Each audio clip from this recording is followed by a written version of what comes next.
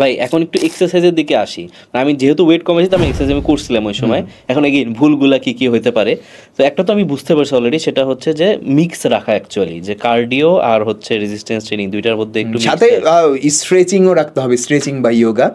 এমন না যে প্রত্যেক দিন করতে হবে, আপনি এটার কারণটা কি ভাই? স্ট্রেচিং রাখতে হবে বডির ফ্লেক্সিবিলিটি বাড়ানোর জন্য। মানে এগুলোর কোনোটার উদ্দেশ্য কিন্তু ওয়েট লস করা না। আমি আগে বললাম ওয়েট লস কিন্তু ডায়েটে হয়ে যাবে, ব্যায়াম করা লাগবে না। এক্সারসাইজের উদ্দেশ্য হচ্ছে আমার বডিতে যেন মেটাবলিজম হাই থাকে, মাসেলটাকে যেন ঠিক রাখতে পারি, বোন জয়েন্টের ব্যথা যেন না হয়, আর শরীরে যেন ফ্লেক্সিবিলিটি থাকে, মানে ব্যথা না থাকে। তো স্ট্রেচিং বা ইয়োগা আমাদের শরীর থেকে ব্যথা দূর করে, ফ্লেক্সিবিলিটি দূর করে। যাদের পক্ষে রেজিস্ট্যান্স ওয়ার্কআউট করা পসিবল না, তারা স্ট্রেচিং ইয়োগার ফলে কিছুদিনের জন্য মাসেলেও স্ট্রেংথ বাড়বে, কিন্তু এটা সাময়িক স্ট্রেংথ বাড়বে। এটা আপনি যদি নেক্সট লেভেলে যেতে চান তাহলে আপনাকে বডি ওয়েট এক্সারসাইজ করতেই হবে। ফ্রি হ্যান্ড এক্সারসাইজ বলেন, ওয়েট লিফটিং বলেন, বা রেজিস্ট্যান্স ব্যান্ড দিয়ে এক্সারসাইজ করা যায়। গুগলে সার্চ দিলে পাবেন রেজিস্ট্যান্স ব্যান্ড, ইয়েতেও পাবেন, আপনি দারাজেও পাবেন। দারাজ.com আপনি সার্চ করলে প্রায় 700 থেকে 800 হাজারের ভিতরে ভালো কোয়ালিটি পেয়ে যাবেন।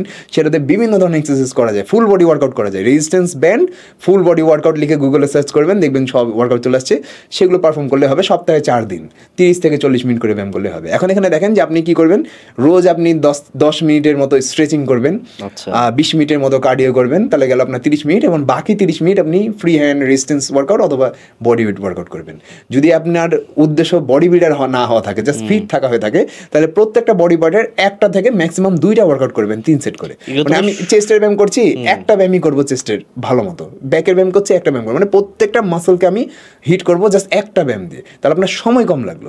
আপনি ভাগ করতে পারেন এইভাবে যে একদিন আমি আপার বডির ব্যায়াম করবো, একদিন লোয়ার বডির ব্যায়াম করবো। যেহেতু লোয়ার বডিতে আমার অনেকগুলো পার্ট, যেমন আপার বডিতে আমরা কি ধরি যে চেস্ট ব্যাক, কিন্তু লোয়ার বডিতে কিন্তু আমরা পাকে পুরো একটা হিসেবে ধরি, কিন্তু পায়ের যে সামনের অংশ আছে পেছনের অংশ আছে, যেমন আমার চেস্টের পেছনের অংশ হচ্ছে আমার ব্যাক, ব্যাকের সামনের অংশ হচ্ছে চেস্ট, তো পায়ের সামনের অংশ হচ্ছে আমাদের কোয়ার্স, পেছনের অংশ হচ্ছে হ্যামস্ট্রিং, নিচে কাউজ মাসল আছে, তারপর আমাদের হিপের মাসল বা গ্লুট মাসল আছে।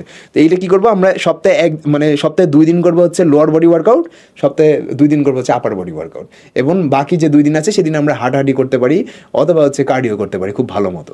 আর প্রত্যেক দিন যদি আমরা কার্ডিও করি 20 মিনিটের বেশি কার্ডিও করার দরকার নেই, ম্যাক্সিমাম 30 মিনিট। ওকে, মানে একটা আইডিয়া পেলাম যে বাসায় যদি এক্সারসাইজ করতে হয় তাহলে এইভাবে করা যেতে পারে। এখন ভাই কেউ যদি বাসায় একটু ইনস্ট্রুমেন্ট কিনতে চায়, তার কোনটায় ফোকাস করা উচিত? সে কি ট্রেডমিলে যাবে নাকি অনেকভাবে সব থেকে ভালো হচ্ছে রেজিস্ট্যান্স ওয়ার্কআউট, মানে ব্যান্ড কিনা। ট্রেডমিল কিনে সে ক্যালোরি বার্ন করবে শুধুমাত্র, আমি বলছি ট্রেডমিল কিনে আপনি ক্যালোরি বার্ন করবেন, কিন্তু আপনার মাসল স্ট্রেন্থ বাড়বে না। যারা ট্রেডমিল বিক্রি করে তারা আবার আমাকে গালি দিবে, কিন্তু সায়েন্স হচ্ছে এটাই, মাসল স্ট্রেন্থ বাড়াতে হলে শুধু হেঁটে মাসল স্ট্রেন্থ বাড়বে না। শুধু হেঁটে আপনার ডায়াবেটিস কন্ট্রোল হবে, কারণ আপনার ব্লাড সুগার লেভেল কমবে, আপনার কাপ মাসল তো অ্যাক্টিভ হচ্ছে হাঁটার ফলে, কিন্তু আপনার আপার বডির যে মাসল, মানে হাঁটুর উপর থেকে যে আপনার মাসল, হাত পায়ে কোনো কিছু অ্যাক্টিভ হয় না হাঁটলে। হাঁটা হচ্ছে সব থেকে ইজিয়েস্ট ব্যায়াম আর সব থেকে কম রেজাল্ট দেয়। মানে হাঁটার উপকারিতা হচ্ছে ব্যায়ামের ভিতরে সব থেকে কম। মানে কিন্তু এমন না যে এটা উপকার দেয় না, যে হাঁটেই না, যে মুভমেন্টই করে না, সারাদিন শুয়ে বসে থাকে, তার থেকে হাঁটা বেটার। কিন্তু কেউ যদি মনে করে আমি কমপ্লিট ফিটনেস নিব, সেক্ষেত্রে তাকে রেজিস্ট্যান্স ওয়ার্কআউট আর স্ট্রেচিং গুলো করতে হবে। আরেকটা ভাই, এখানে কেনার ক্ষেত্রে যেহেতু অনেকে বাসায় করতে চায়, ট্রেডমিলটা আমার নিজেরও আছে, বাট এখানে যদি রেজিস্ট্যান্সের কথা আসে, তাহলে আমি যে ডাম্বেল কিনতে ভয় পাই, কারণ হচ্ছে ফর এক্সাম্পল আমি 7.5 একটা কিনলাম বা 5 কিনলাম, কতদিন পরটা আমার জন্য সহজ। দেখবেন অ্যাডজাস্টেবল ডাম্বেল কিছু পাওয়া যায়, যেখানে হচ্ছে একটার পর একটা প্লেট লোড দিয়ে অ্যাড করা যায়। বাসায় কিনলে অ্যাডজাস্টেবল ডাম্বেল কিনতে হবে, পরে অ্যাড করা যাবে। পরে অ্যাড করা যায়, পরে জাস্ট ওয়েট প্লেট কিনে নেবেন, অ্যাড করা যাবে। তো এই বাসায় কিনলে আপনি একটা মাল্টি বেঞ্চ কিনতে পারেন, যেটাতে আপনি ডিক্লাইন করে দিয়ে অ্যাবসের ওয়ার্কআউট করতে পারবেন, ইনক্লাইন করে দিয়ে আপার চেস্টের ওয়ার্কআউট করতে পারবেন। জাস্ট গুগলে যে বা দারাজে যে মাল্টি বেঞ্চ লিখে সার্চ দিবেন, চলে আসবে এই equipment. Multi bench, 1 set dumbbell যেটা অ্যাডজাস্টেবল, অনেকগুলো প্লেট থাকবে। একটা বারবেল কিনতে পারেন, মানে হচ্ছে স্ট্রেট বার সহ যে বারবেল, বারের মতো। ডাম্বল তো এক সিঙ্গেল হ্যান্ড, বুঝতে পারছি। বারবেল হলো 2 হাত দিয়ে, যেটা ওখানে আমরা সাইডে লাগানো থাকে। হ্যাঁ, ওটাও সাইডে প্লেট থাকে, মানে আপনি এটাও ফ্লেক্সিবল, তাহলে এটা হচ্ছে অ্যাডজাস্টেবল কেনা যায়, মানে এটারও ওয়েট প্লেট আপনি ঢোকাতে পারবেন, বের করতে পারবেন। এই কয়েকটা জিনিস থাকলেই আপনি হচ্ছে ফুল বডির বাসায় ওয়ার্কআউট করতে পারবেন।